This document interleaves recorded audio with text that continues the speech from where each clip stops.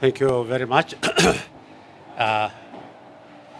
Siku ya leo niko na ujumbe kidogo ambaye nataka kupitisha kwa wakazi wa Nakuru Town East Constituency. Mwanzo, kwa niaba yangu, kwa niaba ya familia na kwa niaba ya constituency yote ya Nakuru Town East, nachukua nafasi hii kupeleka rambirambi, risala za rambirambi kwa ndugu yangu marehemu Charles Were, mbunge wa kule Kasipul, ambaye aliuawa mapema wiki hii kule Nairobi.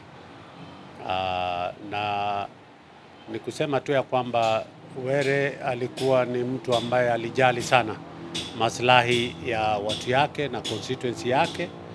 So tunasema poleni sana kwa familia, poleni sana kwa wakazi wa Kasipul kwa kumpoteza kiongozi wenu.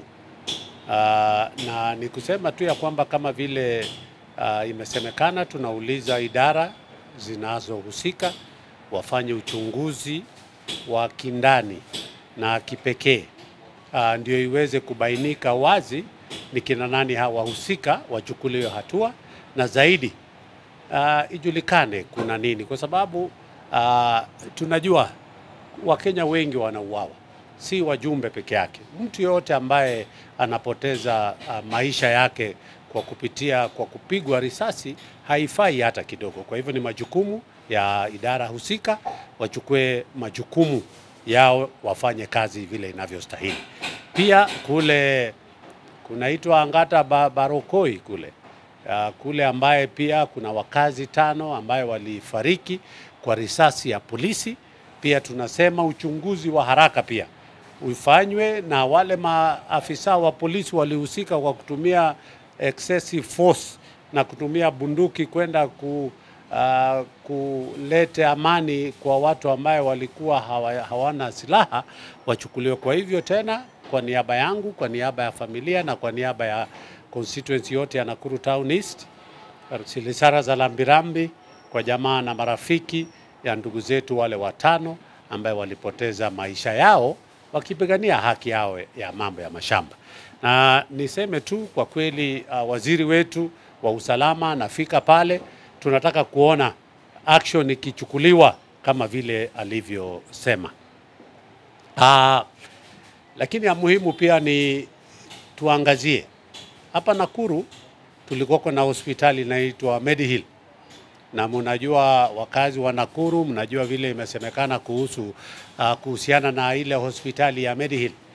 Medihill ilikuwa inasemekana wako na activity ambazo si za kisheria za kwenda kuzoa sehemu za muhimu za mwili za Wakenya kwa kupeana hela kidogo. Tunawaomba familia zozote za hapa Nakuru Town East ama Nakuru County, kama kuna familia ambaye mmoja wenyu alipatikana katika hili janga la kwenda kuzolewa sehemu zake za mwili za kwenda kuuza pengine kwa kupewa hela kidogo, tunawaomba wafike katika police station ambayo iko karibu na wao, ama administrative office ambayo iko karibu na wao, wapeane taarifa ili naye tuangalie kama mambo hayo yalifanyika hapa kwetu, kwa sababu Medihill imekuwa ikioperate hapa kwa muda mrefu na ilikuwa inafanya upasuaji. So ni muhimu tuangalie pia na tuulizane. Na pia tena tunaomba serikali na idara husika wafanye uchunguzi na upelelezi wa haraka, ndio Wakenya wapate haki yao. Si haki kuja kusema utapatia mtu hela fulani ndio apate kuchukua sehemu zao za mwili, kwa sababu na people should wawache kutake advantage ya ile maneno ambayo inafanyika kwa sababu ya ukosefu wa ajira. Unakuta mtu ambaye anaenda anauza sehemu yake ya mwili kwa sababu ya ukosefu wa hela. Tunasema tu Mwenyezi Mungu alipotuumba alikuumba kwa sababu ya kitu fulani, na usione kama Mwenyezi Mungu amekuachilia. Kwa hivyo ni vizuri tu tung'ang'ane kwa njia moja ama nyingine, tuweze kutafuta ajira kwa njia nyingine, lakini si kupitia katika ile hali ambaye ilipitia. Ya tatu ni kwamba kutoka kwa very reliable sources nimepata ujumbe ya kwamba wale wahusika wa KWS, wale ambaye walifanya tuseme ni mauaji ama kutupotea kwa kijana wetu Brian Odhiambo, mama yake tuko naye kila siku na machozi haitoki kwa uso wake. Niko na habari ya kwamba wale wahusika walitiwa mbaroni na siku ya Jumatatu watafikishwa kotini, na nichukue nafasi hii kumshukuru ndugu yangu waziri wa usalama, ndugu yangu Murkomen. Alipokuja hapa alituhakikishia kwamba atafanya chochote kuona Brian anapata haki. Kwa hivyo tunachukua nafasi hii kumshukuru waziri Murkomen, vile ulipromise. Kwa kweli kama watafikishwa siku ya Jumatatu, then tutaanza kuona ya kwamba Brian haki yake, among others, haki yake itapatikana kwa wale ambaye walihusika na kupotea kwake ama kuuawa kwa Brian. Kwa hivyo nataka kuambia waziri, asante sana kwa sababu ulipo tu promise na ukapromise mama yake. Tunangojea kuona kwamba siku ya Jumatatu tutakuwa pale kotini kuona kama wale ambaye wanaletwa kotini, na tunaomba mkondo wa sheria kama vile niliomba tu hapo awali, mkondo wa sheria uchukue barabara yake, wale ambaye walihusika wachukuliwe hatua, ndio familia ya Brian iweze sasa kupata utulivu katika maisha yao. Pia niwaambie kwamba siku ya Jumanne kumekuwa na utata kuhusiana na mambo ambayo inahusika na National Government CDF, NGCDF. Na NGCDF iliwekwa kwa sheria na ndugu yetu ambaye alikuwa ametoka Olkalau hapa siku ya miaka ya 2007, na ikawa sheria na kuweza kupeleka huduma ambazo ni za serikali kuu katika mashinani. Na kwa kweli kwa niaba yangu na ile miaka nimekaa kama miaka 12 kule bungeni, nimeweza kuona umuhimu wa CDF. Na CDF watu wanaihusisha sana na wajumbe, na siwezi walaumu wa Kenya kwa sababu nitasema mimi nimesomesha, nimefanya. Kwa kweli ni kwa sababu unajua ukiwa ndani ya siasa ni lazima ujihusishe na kitu fulani, na kwa njia ambaye labda ukifikiria upate umaarufu wa kisiasa, lakini unakosa kuangalia upande wa sheria, unafanya makosa. CDF kwanza ilipoletwa kotini, sisi tulikuwa pale kwa kutoa maoni, na ikasemekana sisi mambo yetu ni matatu: legislation, oversight na kuwakilisha wale watu ambao umewakilisha kule bungeni. Wakasema huwezi fanya kazi ya implementation. Tukabadilisha sheria. Siku hizi mjumbe hahusiki kabisa tangu 2015 na mambo ya CDF. Kazi yake ni ku make sure public participation, maoni ya watu inachukuliwa katika mashinani, katika kila wodi. Maoni ya wananchi inachukuliwa, wanasema sisi mwaka huu tungependa tufanyiwe mambo haya kuhusu shule, tufanyiwe mambo haya kuhusu elimu, tufanyiwe mambo haya kuhusu usalama ama mambo ya the national government. Na hiyo nimeona ikifanyika baada ya kila miaka miwili. Sisi tunaenda mashinani, tuna make sure maoni ya mwananchi ambaye amepeana kutoka mashinani inaenda kuashiriwa na kuangaliliwa na kushughulikiwa katika mikakati ya proposals ambazo kamati ya CDF ambayo tunaita ni ile ya constituency the constituency members wa CDF wataweza kwenda kutoa na ku make sure maoni ya mwananchi wa kawaida inafikia wale ambao wanahusika. Kwa hivyo nitasema ya kwamba tumepewa siku 5 kufanya kuchukua maoni kutoka kwa Wakenya kutoka siku ya Jumatatu hadi siku ya Ijumaa na ni kote nchini. So ninachukua nafasi hii kualika wakazi wa Nakuru Town East Constituency siku ya Jumanne kutoka saa 5 kamili. Tafadhali fika katika ofisi ya CDF ambayo iko pale free area ambayo tunaita ni Chief's Office. Njoo utoe maoni yako. Kama ungependa hela za CDF ziwekwe katika katiba ama hiyo sheria ya CDF iwekwe kwa katiba ya Kenya, pesa ya maseneti ambaye ni ya oversight. Kwa kweli tunaona kuna uvujaji sana wa hela kila wakati unaangalia audit report na unakuta. Kwa hivyo pia tungeomba pia masenators wetu wapewe hela ya kuweza kwenda kufanya ile oversight yao ya kihakika katika kaunti zao. Pia hiyo inaenda kuashiliwa na kuwekwa katika zile mandugu zetu ambaye ni wajumbe wa wards ambaye MCS tunawaita. Pia tungependa wawe na ward development fund yao ambaye ni ya county, ambaye pesa zikikuja sehemu asilimia fulani kama vile tunasema 2.5% of the national revenue itakuwa inaenda kwa CDF.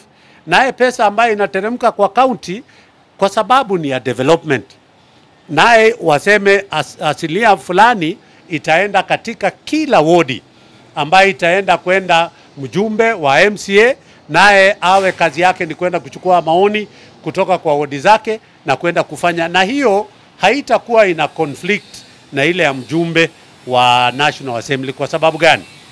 Mimi nikichukua maoni, nitachukua maoni ya national government functions kama vile nimewashiriwa katika schedule 4 ya katiba yetu. Naye mjumbe wa MCA akienda atachukua functions zile za MCA vile inaashiriwa katika the schedule 4 ya functions of the county government, ambaye naye ataenda aongelee mambo ya functions. Kwa hivyo hakutakuwa na overlap. Na mliona hivi majuzi koti iliamua ya kwanza mwaka huu pesa zile za basari kwa mfano county iweze kupeana hiyo kitu inapoangaliliwa. Lakini tukiziweka katika kwa sheria, mambo yote hii sasa itakuwa, kwa sababu kila wakati, na nasema ni kwa nini, kwa maoni yangu asilimia 70-80 hao watoto wanapata nafasi ya ku-equalize mambo ya maisha yao kwa kupata CDF kwa kuwalipia shule.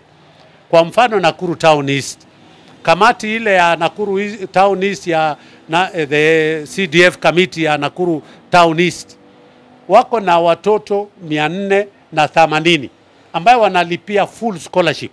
Na hii pia ni lazima tuanze kuiangalia, hata hapo tunapoiweka katika katiba tuangalie kuna umuhimu, ni njia gani nzuri ya kuiweka inapowekwa kwa sheria ndio iweze kusaidia.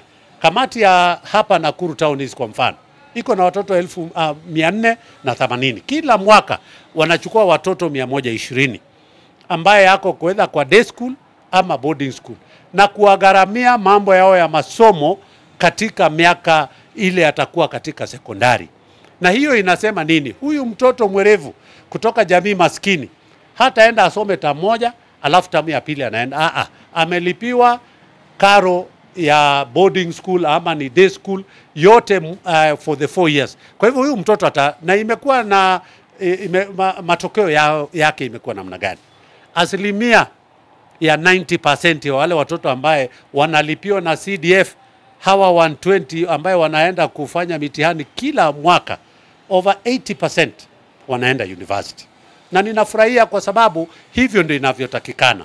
So tunapoenda kuweka hii sheria kwa katiba, ni lazima tuulizane maswali. Je, pesa ambazo pengine itakuwa kwa magovernors, kwa MCA, ni njia gani tunaweza kuja kama county ama constituency ndio tuweze kufikia watoto wengi na kwa kila familia, bila utakuta mimi labda nasaidia mtoto mmoja, huyo mtoto anasaidiwa na gavana, huyo mtoto anasaidiwa na MCA, huyo mtoto tena anapata ufadhili labda kutoka kwa Equity.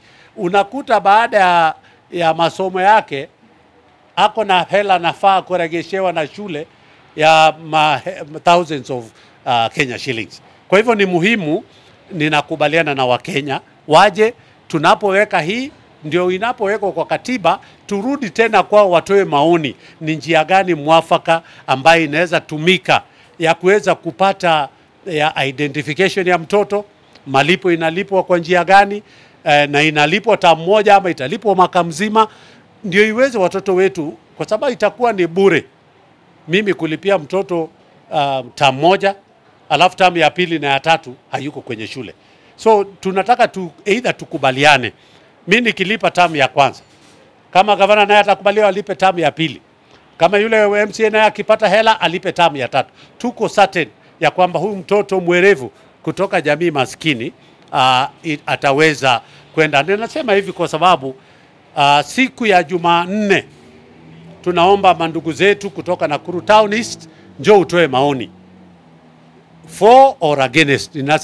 Nasema na maanisha kusema ya kwamba njoo utoe maoni yako, unapendekeza hiyo iwekwe kwa katiba ama unapinga, na sababu zako ni gani, ndio tuweze kuchukua kutoka kwa hiyo. Kama Wakenya watakataa itolewe na isiwe inafanyika National Government Constituency Development Fund ikufe, basi tutachukua hiyo maoni.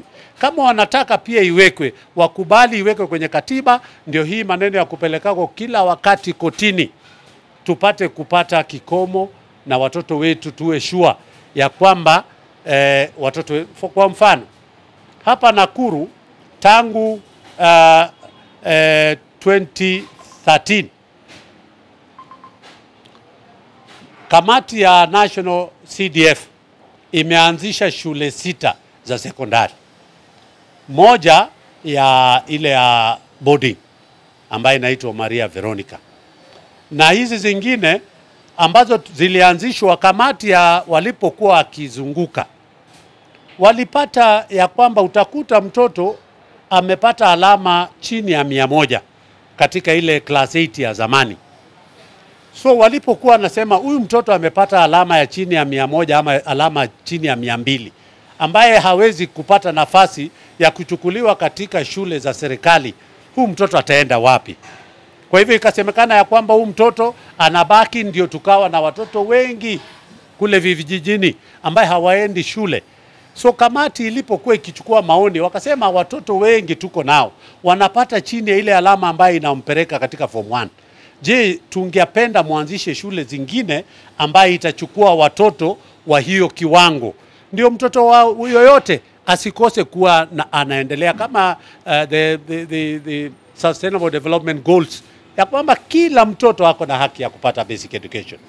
Na hiyo iliwekwa ya kwamba ikifika mwaka nafikiria ni ya 2030 sijui 35 ama ni 20 ngapi ile, kila mtoto akuwe na haki ya kupata the basic education. Na ninashukuru kamati ya CDF hapa walianzisha hii shule zingine 5 ambaye inachukua wale watoto wa kiwango cha chini.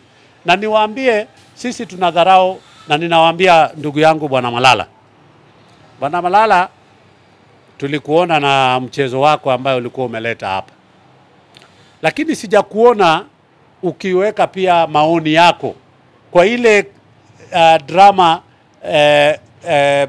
shule ambayo ilishinda hiyo festival hapa Nakuru. Mimi nilienda Moi High School, nafikiri sijui natoka wapi kule. I had an opportunity ya kwenda kuwatch hiyo their drama ambayo the winning drama ambayo ilishinda. Na ukiangalia tunamuomba ndugu yetu Bwana Malala na wale wengine wanahusika. Hata wewe angalia the theme ya ile wale washindi. Hiyo ndio kitu tunataka kulete katika fikra na maono ya watoto wetu, kwa sababu ndio viongozi wa hapo awali ambaye hapo mbeleni hao ndio watoto. Tafadhali weka maoni mazuri, panda mbegu nzuri kwa watoto wetu. Tuache kupanda mbegu chafu ambaye italete machafuko, ambaye italete fikra chafu kwa katika akili za watoto wetu. If you watched the winning play, ilitufunza mambo mengi. Na kitu ambaye ya kwanza baadaye kabisa ilipokuja kukwisha, ilisema, hata ndio tunasema hii kitu tunasema ya CDF, ya kwamba mtoto mwerevu katika ile drama, mtoto mwerevu ambaye anaimarika katika masomo ako na nafasi yake katika maisha. Mtoto Moi High School, yes, nashukuru Moi High School kutoka Embu ndio walishinda ile play. Na ile play inasema nini? Ya kwamba watoto wanapoingia shule, kuna watoto ambaye wavivu kimasomo, kuna watoto ambaye wanakuwa katikati na kuna wale werevu. Na kwa hao ambaye pia kuna wale ambaye wanaingia katika mambo ya kuigiza kama hiyo, ambaye creativity kama hiyo mambo ya drama. Na hiyo drama ilituelekezea kwamba mtoto yule alikuwa mbovu zaidi, masomo halikuwa ashiki. Katika maisha yake ya kule mbeleni walipotoka shule, yeye ndio alikuja kuajiri yule kijana ambaye alikuwa mwerevu zaidi. Lakini ule kijana mwenye alikuwa mwerevu zaidi naye ni kama alikuwa anakataa kuchukua, lakini huyu kijana akamwambia, ingawaje mimi sikufanya vizuri kwa shule, Mungu alinibariki nimepata kuanzisha hii biashara. Lakini hii biashara napata 1,000 kwa siku. Nikikutumia wewe na fikra yako na uwerevu wako, tutaweza kutoa kutoka kwa 1,000 tuipeleke mpaka 10,000 kwa siku. Kwa hivyo yule kijana ambaye alikuwa mbofu shuleni ameandika huyu, na wameongeza uchumi, wameongeza nafasi za kuandika watu kazi, na hivyo ndio inatakikana katika tuweke maoni mazuri katika fikra za watoto wetu. Na tunakuambia ndugu yetu Bwana Malala, tunakujua, si ati tusema we ni mbaya. Ni vile unaweka pia weka mafikra nzuri katika ile play ambayo na ndio ninasema hizi shule 5 ambazo tulianzisha kuchukua wale watoto wa kiwango cha chini ili tusaidia. Na for your information, pale Kimathi Secondary School, mtoto ambaye alipata marks 135 is among the first children ambao walitoka pia kwa hiyo shule na kwenda katika university. Na ninashukuru kwa sababu mbeleni tulikuwa tunamweka tu pale apate certificate yake ya form 4 alafu aende. Kumbe zaidi ya sasa tangu hiyo shule iwe pale, watoto zaidi ya 20 kutoka ile marks ya chini wamepata kwenda katika university. And that is what we want. Kwa hivyo tunawaomba wa Kenya, fikeni watu ya Nakuru Town East siku ya Jumanne kutoka saa 6. Tuko na mpango katika Nakuru County na mimi ndio mwenyekiti wa wabunge wale wamechaguliwa hapa. Siku ya Jumatatu asubuhi na tuko Gilgil na Naivasha. Timu ya pili itakuwa Bahati na Subukia. Siku ya Jumanne tuko Nakuru Town West asubuhi saa 6 Nakuru Town East. The same day asubuhi na saa 8 watakuwa Njoro na kule Molo. Alafu siku ya Jumatano tutaenda Kuresoi zote mbili, South and North, alafu tutakuwa kule Rungai katika ile masaa ambaye ratiba imepatiwa. Kwa hivyo kwa jumla ni watu wafike, toeni maoni. Na hii ni kitu ambaye inatakikana watu wafike. Na tuwaambie pia tunaingia katika msimu wa bajeti. Na watu wa kamati ya bajeti itazunguka ikichukua maoni. Sijapata ratiba ya kujua kama watakuja Nakuru Town East kuchukua maoni, lakini kama watakuja hapa Nakuru County ama kwingineko, tutawaambia pia watu waende watoe maoni yao. Mumesikia pia Finance Bill 2025 pia imetoka, na ambaye wengi wameweka sumu katika fikra ya Wakenya. Tutaomba Wakenya, fikeni katika public participation. Enda katika website ya bunge waangalie Finance Bill 2025, kwa sababu Finance Bill inakuja katika kila mwaka. Finance Bill inaingia ile ya mwaka 2024, mnakumbuka Wakenya vile ilikuwa na ikaenda ikalete maneno kidogo, lakini hii ya 2025 tunaomba Wakenya wafike watoe maoni, alafu wangoje ni shughuli gani ambaye kule bungeni sisi tutaenda ni jukumu gani tutaenda kwenda kufanya kule bungeni ambaye tuangalie.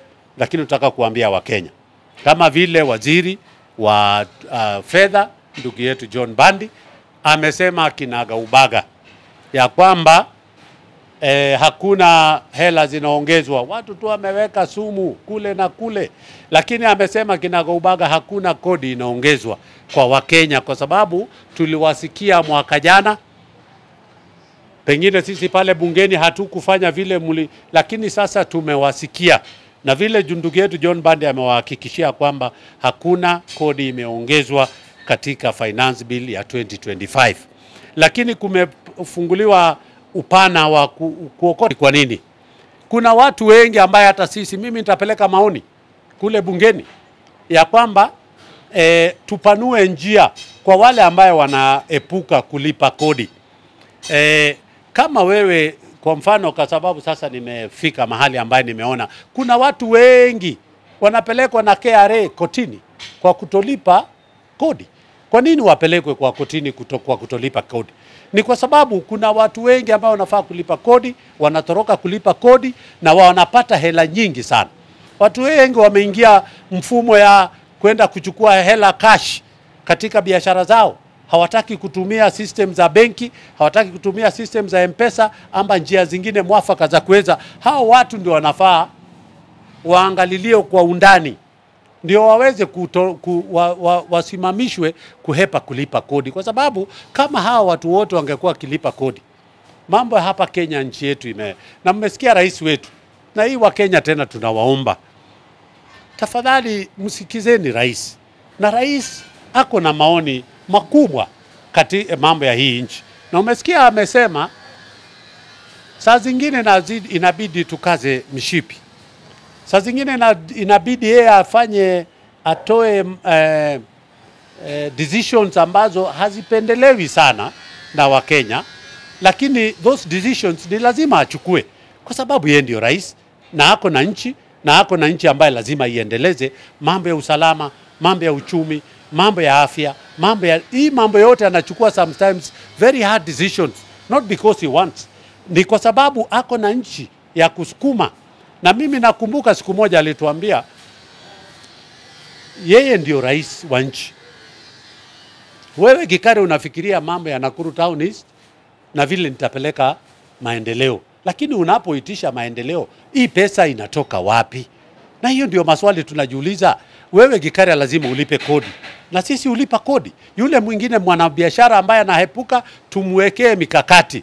Uliona juzi alirudisha sheria ya bunge ya ile interest ambayo watu ya public servants wana a lot of interest kwa kufanya biashara na serikali. Alafu sisi tukaipunguza, alikataa bungeni.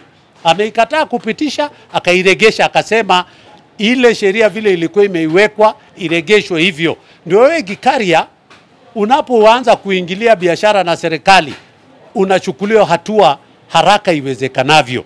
Kwa sababu mbeleni ilikuwa imewekwa vipengee ambaye ni ya kulinda Gikaria, ya kulinda yule mwingine at the expense ya Mkenya wa kawaida. Akakataa, akarudisha bungeni, akasema hiyo sheria lazima muiregeshe, na ile pahali ilikuwa imewekwa, ndio wewe Gikaria ambaye unafanya ni public servant, ni yule mwingine ambaye ako katika idara fulani ya serikali, muache kuingilia mambo ya biashara ya serikali, kwa sababu hapo ndio watu wengi wanakuja. Na akasema nini? Hatutakopa pesa tena. Na ninakubaliana na rais. Hii mambo ya kukopa ndio inatuletea shida. Lakini na nyinyi wa Kenya mkubali, kama hatukopi, tukubalie tu ya kwamba rais atafute wafadhili ambaye wakuja na ile public private partnership. Mtu akikuja aseme nitatengeza hii barabara na mimi nitakuwa kama expressway. Silifanywa na public private partnership. Na expressway watu wengi wanaitumia. Kwa sababu ya nini? Utaenda kupanga laini foleni kwa jam, ile pesa 400 ungetumia kwenda unaitumia kwa gharama ya mafuta. So tunaleta, wakarahisisha. Expressway ikawekwa, ukaambiwa gharamia. So wewe kama unataka kukimbia na haraka zako na mambo yako agency, basi gharamia hiyo kidogo. Na hivyo ndio anasema tukipata public private partners ambayo wanakuja, wawekezaji, tushikane, tufanye hii kazi kwa urahisi. Kama ile kitu ya Adani walipinga, ikaleta shida, akaiondoa. Je, airport yetu imepata umaarufu, imepata kuimarika? Nchi zingine za sehemu hii yetu ya East Africa wanaendelea. Rwanda for example, hapa Kigali, ukiangalia ile airport imetengezwa pale ya kisasa, utashangaa Kenya ambaye is a big brother. Na sisi tuko rated. Unajua juzi rais amesema ukweli wa facts vile zilivyo. Amesema ya kwamba we are middle income country. we are not developing. Sisi tumetoka kwa kiwango, na hiyo unaposonga juu inawekea vikwazo vyake. Hiyo vikwazo ndio inatufanya tuimarike zaidi kiuchumi, lakini pia inaonekana kama inakuwa ni kizuizi. Unakuta wengine wasema hapana, wewe ni kama unaongea vibaya kuhusu nchi jirani, na alisema ukweli.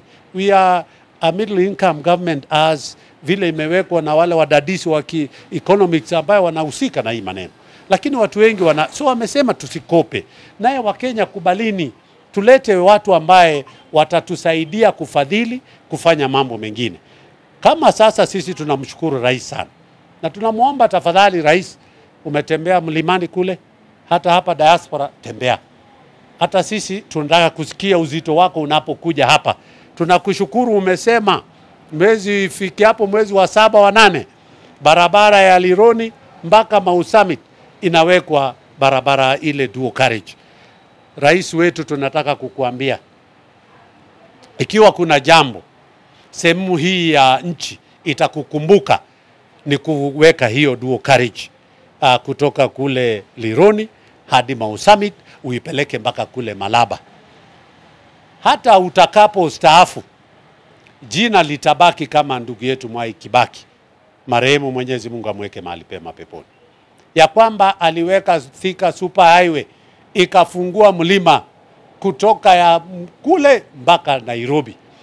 Wewe kuleta hii Super Highway yetu ambaye tunaita ya Meroroni all the way to kule chini, tunakuambia utakuwa umetufanya sisi kama Nakuru County, utakuwa umetufungulia uchumi, utakuwa umetufungulia biashara, utakuwa umetufungulia mambo yani mambo itarahisika, na tutakukumbuka milele na milele, kwa sababu tunakushukuru. Umeshanena, umetoka kule ukapata ufadhili, umesema itaanza mwezi wa 7 wa 8. How we look forward, ukuje tu watakapo wanakandarasi, ukuje utufungulie hiyo barabara, kwa sababu tunajua itafanya nini katika kaunti yetu ya Nakuru na kaunti zingine ambazo zinaelekea kule chini. SGR hakuna sehemu ambaye huaga inaendelea. Ukiangalia katika nchi yetu ya Kenya, kutoka all the way from Mombasa to Malaba, zile sehemu ambaye reli ilipita ile nyakati za ukoloni, hizo ndio sehemu ambazo zilikuwa na zikakuwa kiuchumi, zikakuwa kibiashara na maendeleo. Tunajua hii SGR ambayo unaleta, ambayo umeweka tena, itatoka kutoka kule Naivasha ikiteremka mpaka kule Malaba, itaendelea tena kutupatia mambo mengi.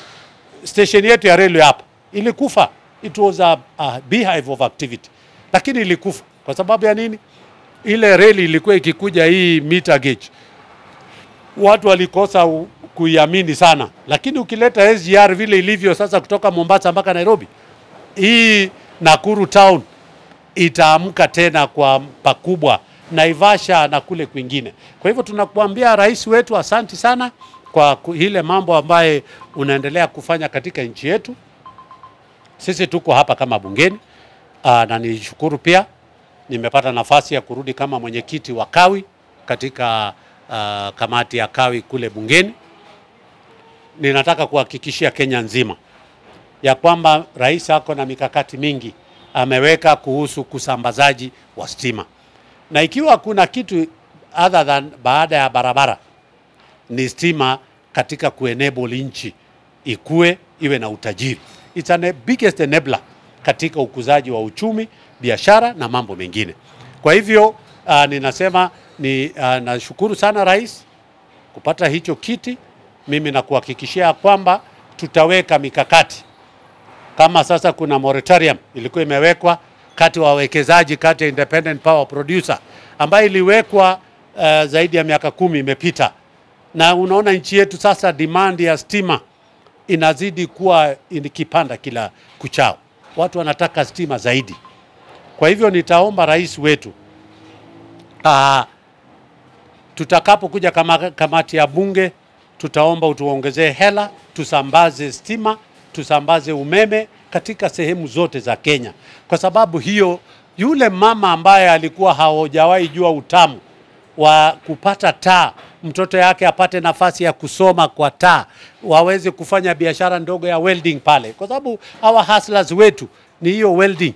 Wanafanya hapa na pale, kupika chips pale na pale kwingine na mambo mengine. Kwa hivyo nataka kusema ya kwamba umetoa uhakikisho ya kwamba kuna hela zitaongezwa katika kusambaza mambo ya stima, tuweze kupeleka stima katika sehemu hii ya nchi hii yetu ya Kenya.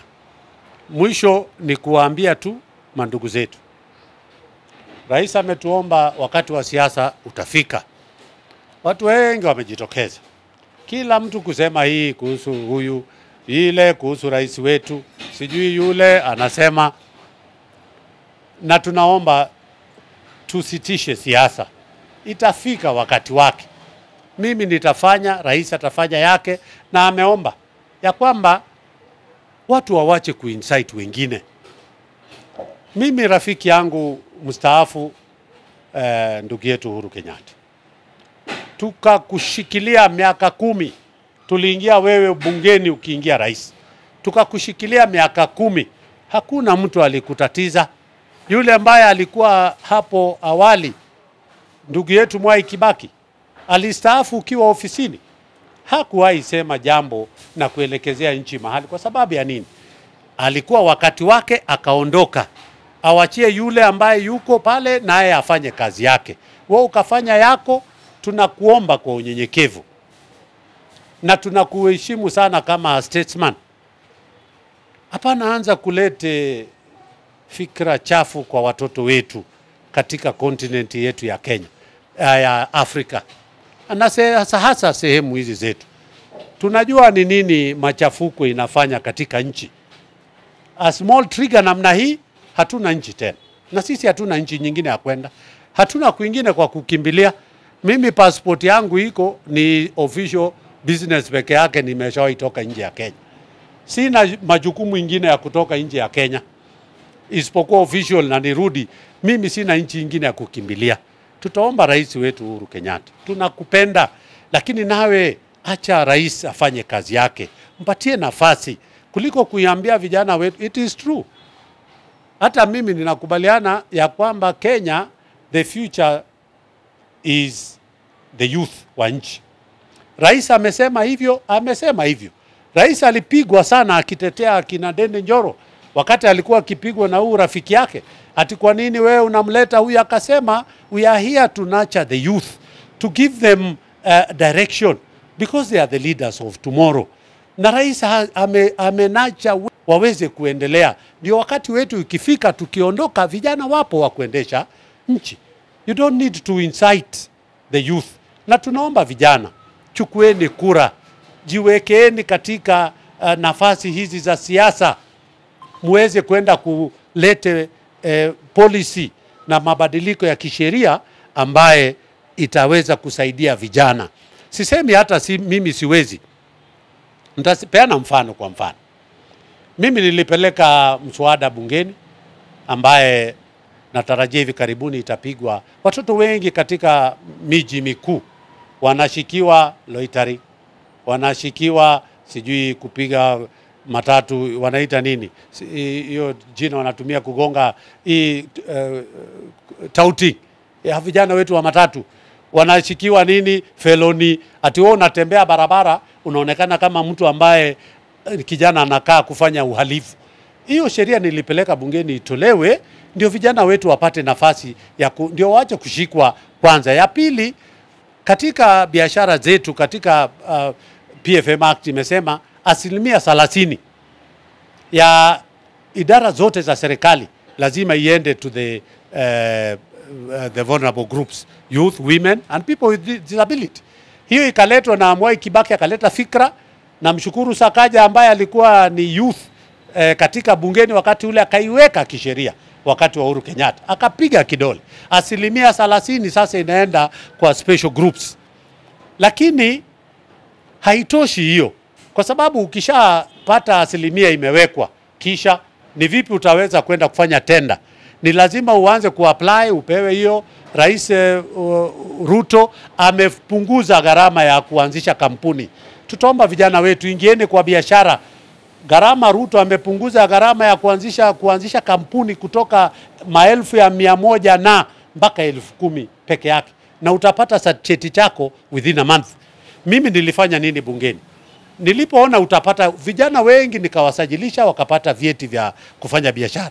Lakini wakienda kuitisha biashara wanaambia hamna NCA, the National Construction Authority certificate, ambazo 4 na zote zinataka kulipiwa.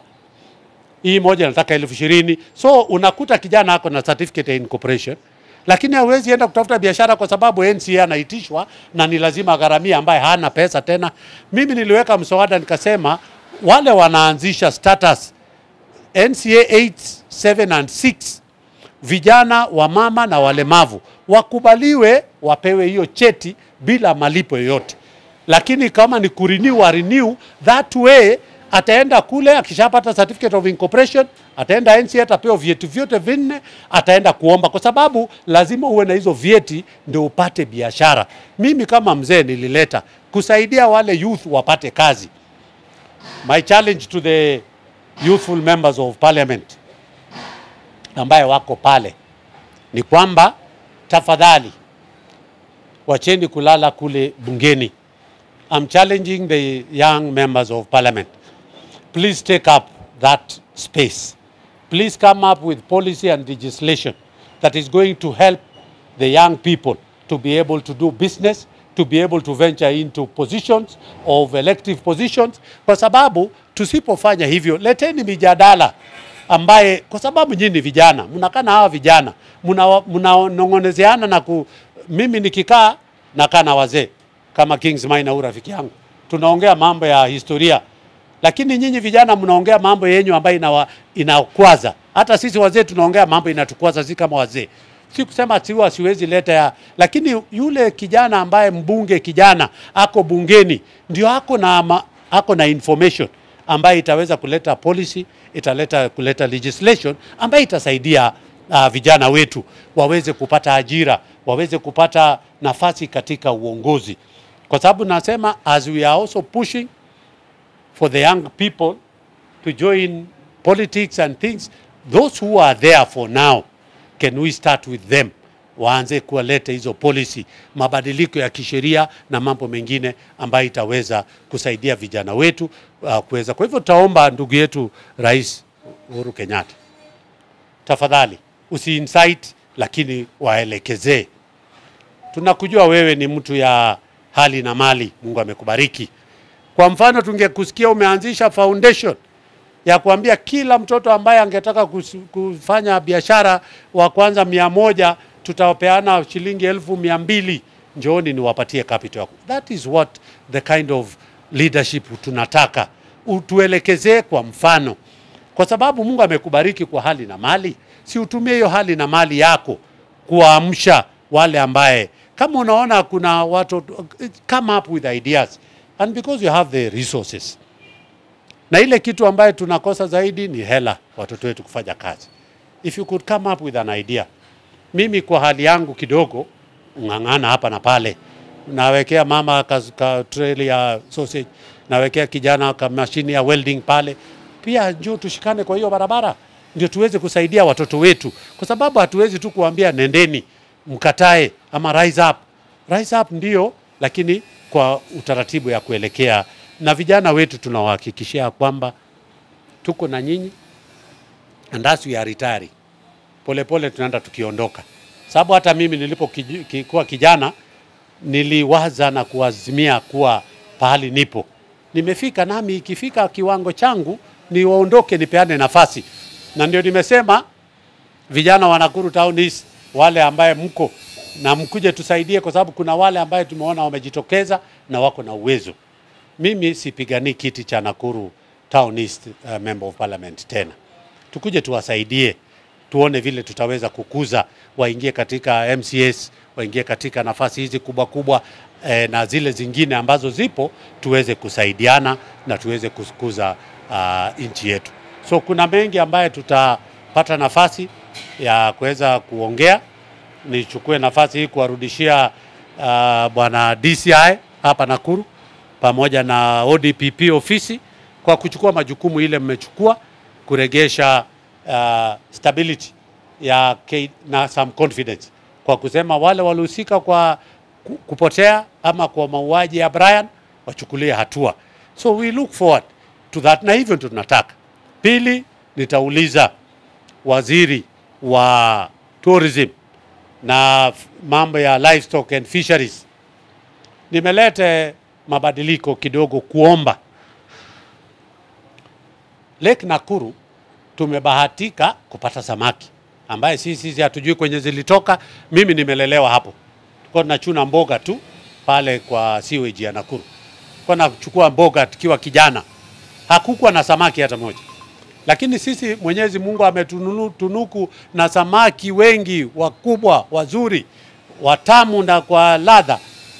Tunaomba ile mswada nimelete kule bungeni, kuomba tu nafasi ya leseni. Vijana wetu wamewacha mambo ya ukora. Ni wachache tu wamebaki katika hiyo na tutadili na wao. Lakini vijana wetu wapatiwe nafasi waingie kwa Lake Nakuru National Park. Niliongea na waziri, akasema mimi sina pingamizi kama tutapata kitu ambaye itainua hali ya uchumi ya Nakuru na watoto wetu. I will be very much willing to allow people to go and do fishing but with a license, kama vile inavyofanyika katika sehemu zingine, Lake Naivasha, Lake Turkana, kule Lake Victoria. Samaki uvuvi inafanyika, watu wapewe leseni. Kama hapa vile inasemekana is a rhino sanctuary, tupewe corridor na masaa ya kuingia na kutoka. Ndio mtu yote ambaye atapatikana kule porini achukuliwa hatua ile atachakuliwa. Lakini kama tumepewa corridor na masaa, muingie saa fulani na mtokee hapa, watoto wetu wapate ajira. Nashukuru sana wa vijana wa kwangu wale walikuwa katika magenge ya confirm na wakawacha wakaanza kufanya biashara. Na wengi wanafanya hiyo biashara sasa ya samaki. Na wananiambia kabisa hatuna kwingine, na hii ni biashara ambayo tunaona inaweza tuletea. Tuombe mkubwa wa bwana DG wa KWS.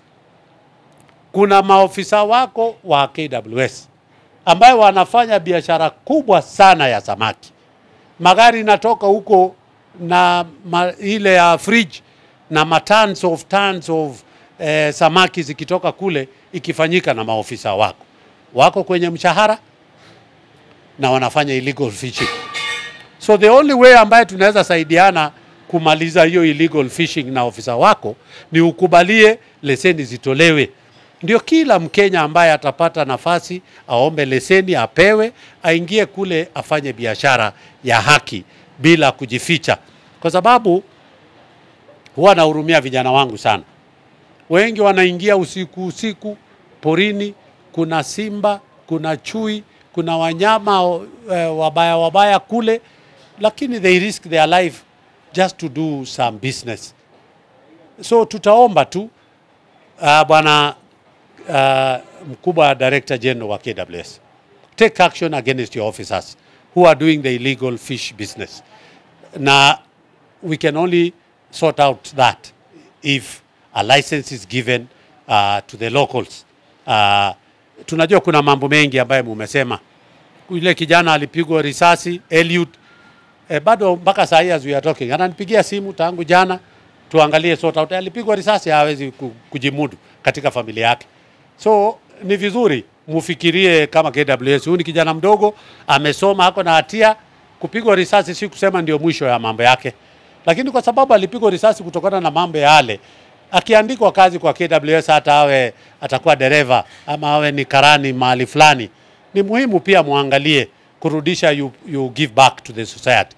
Kwa sababu it's the same society ambayo imechunga Lake Nakuru National Park tangu independence. Siku miaka ya jadi, wale wenye wanakaa katika hiyo maeneo ndio wanakuchungia park yako.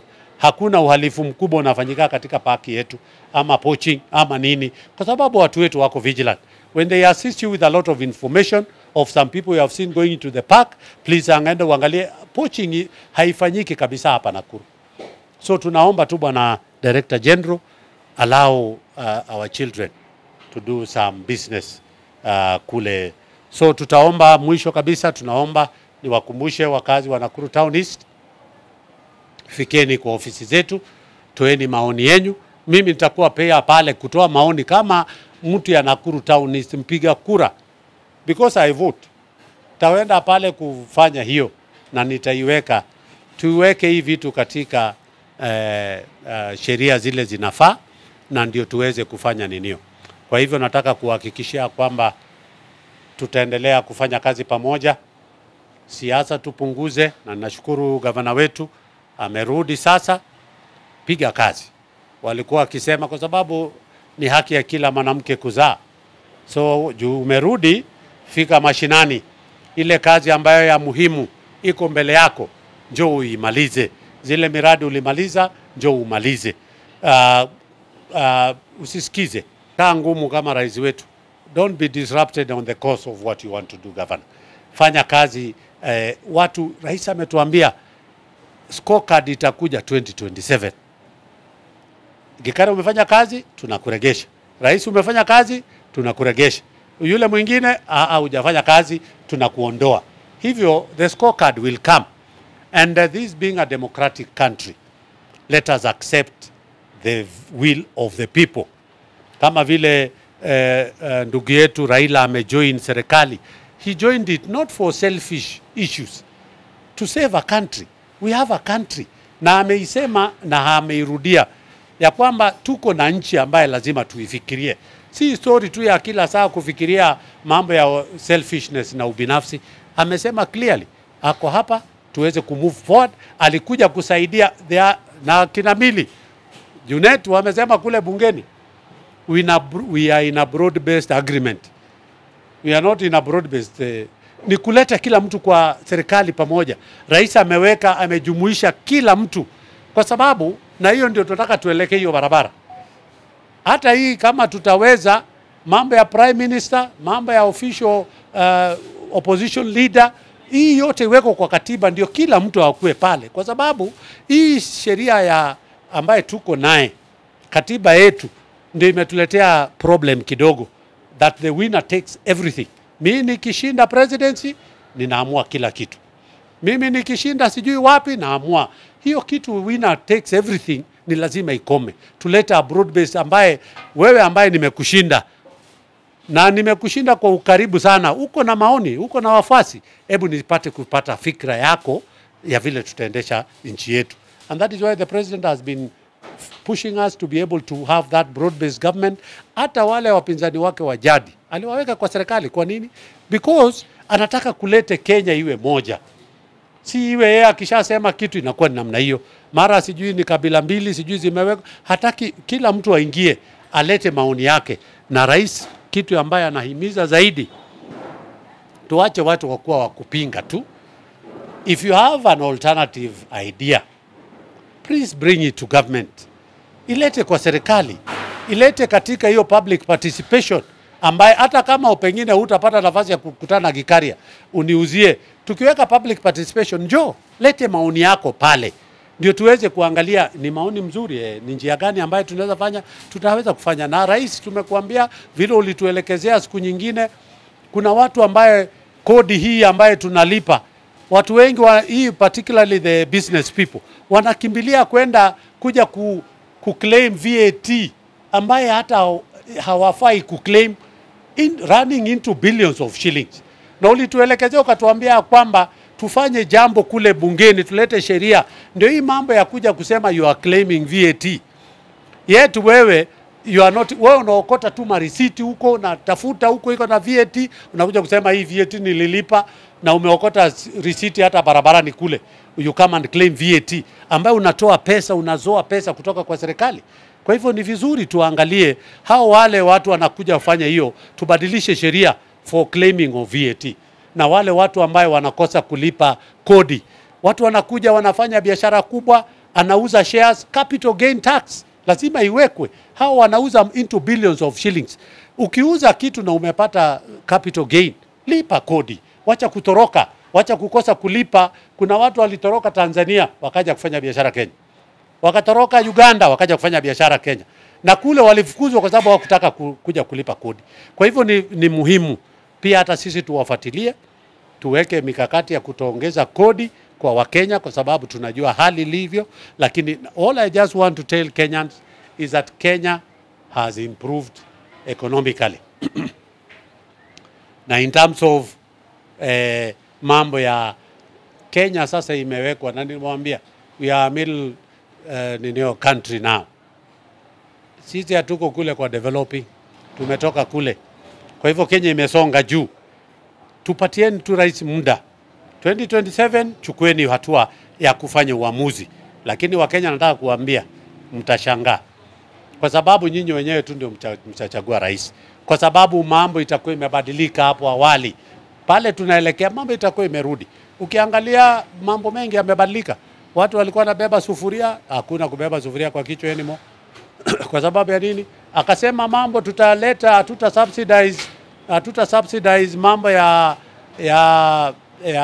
consumption, tuta subsidize mambo ya production. Imelete maana kweli. Thousands, angalia watu juzi tunaona kule Narok watu wanapiga kelele, mbona serikali hamnunui ngano? Kwa sababu tumekuza uchumi. Na rais alikuwa akiangalia tu asema tupunguze fertilizer, tupunguze mambo ya let's subsidize production. Kupunguza hiyo imelete mazao imekuwa marudufu, na mpaka sasa chakula yenyewe unga haikuwa subsidies, unga yenyewe iliteremka. Kwa nini?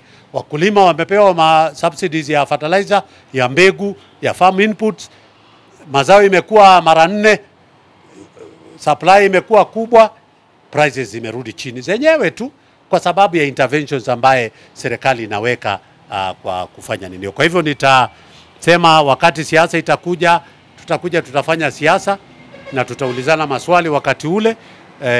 Saa hii tujaribu kujenga nchi na tuweze kusonga mbele. Asanteni sana.